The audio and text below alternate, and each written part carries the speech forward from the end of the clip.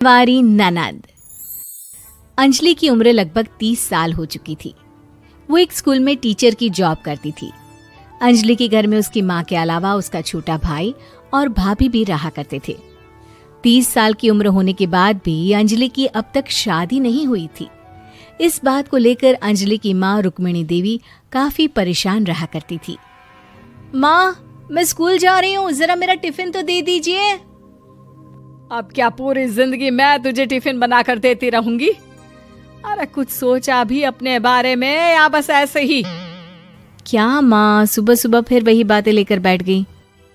माँ गलत क्या कह रही है अंजलि दीदी, इतनी उम्र हो चुकी है आपकी, माँ कब तक आपकी सेवा करती रहेंगी? भाभी, मैंने माँ को कब कहा कि मेरी सेवा करो?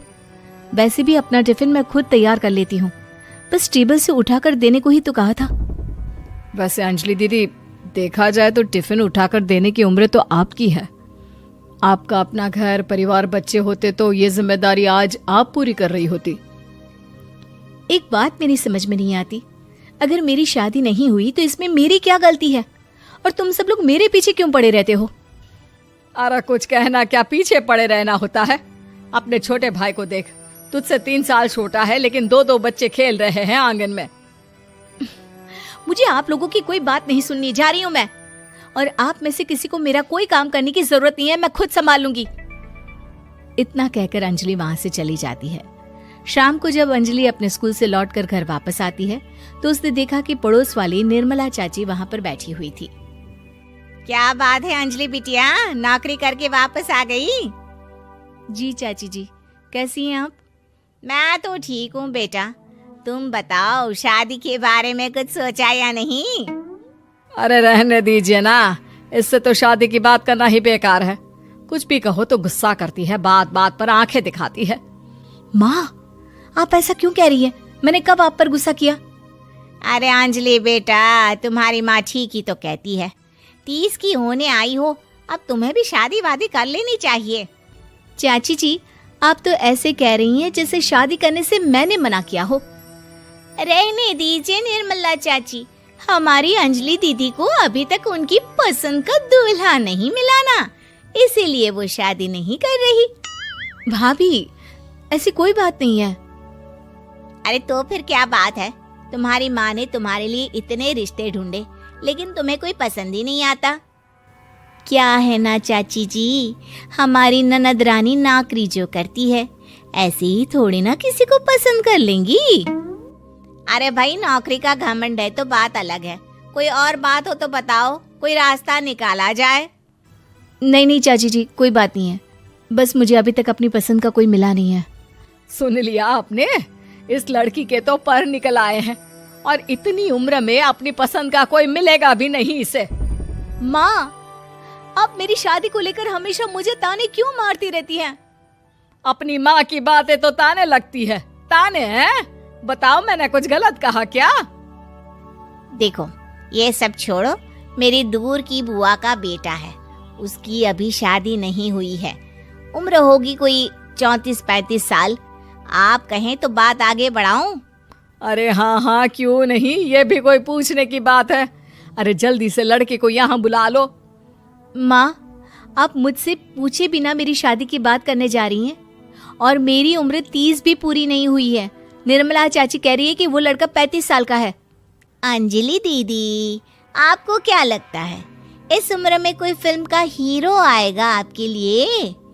देखिए, अब पसंद और नापसंद की बात तो रहने दीजिए, पसंद करने की उम्र तो आपकी निकल चुकी, अब तो जो भी मिले उसी से शादी कर लीजिए, इसी में भलाई है।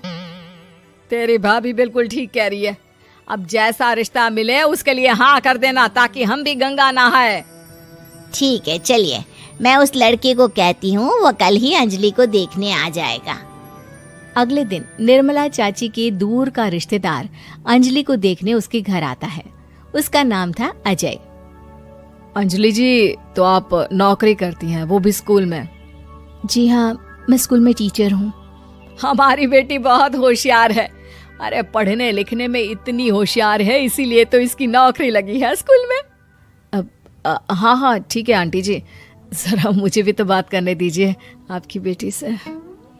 जी पूछिए ना, क्या पूछना चाहते हैं? अंजलि मैडम, ये तो बताइए कि आपने अभी तक शादी क्यों नहीं की? बस ऐसे ही, कहीं कोई रिश्ता पसंद नहीं आया इसलिए। लेकिन क्या मैं आपसे पूछ सकती हूँ कि आपने शादी क्यों नहीं की? अंजलि, क्या कर रही हो तुम? लड़कियों को इस तरह की बातें नहीं शोभा देती। रहने दीजिए आंटी जी, आपकी बेटी काफ़ी पढ़ी लिखी है, मैं उनके सवाल का जवाब दे ही देता हूँ। वो क्या है ना, मुझे भी अभी तक अपनी पसंद की कोई लड़की नहीं मिली। अच्छा अच्छा, कोई बात नहीं। वैसे आपकी तनख्वाह कितनी है? कितना कमा लेती हैं महीने का? जी यही कोई 25,000 महीने। बस 25,000? इतने से क्या होता है? इतने से तो आजकल घर भी नहीं चलता। आपके कहने का क्या मतलब है? अरे मैं तो ये सोच कर आया था कि नौकरी वाली लड़की है, आराम से 40,000 कमाती होगी। माफ कीजिएगा, आपका और मेरा रिश्ता नहीं हो सकता। जी कोई बात नहीं, मुझे भी आपके साथ शादी करने में कोई इंटरेस्ट नहीं है। अंजलि, किस तरह की बात कर रही हो? घर आए रिश्ते को ठुकरा रही हो तुम। दीदी, अब इस उम्र में आपको इतनी अकड़ नहीं दिखानी चाहिए। अच्छा खासा रिश्ता हाथ से निकल गया, कहीं ऐसा ना हो कि जिंदगी भर कुंवारी ही रह जाओ आप।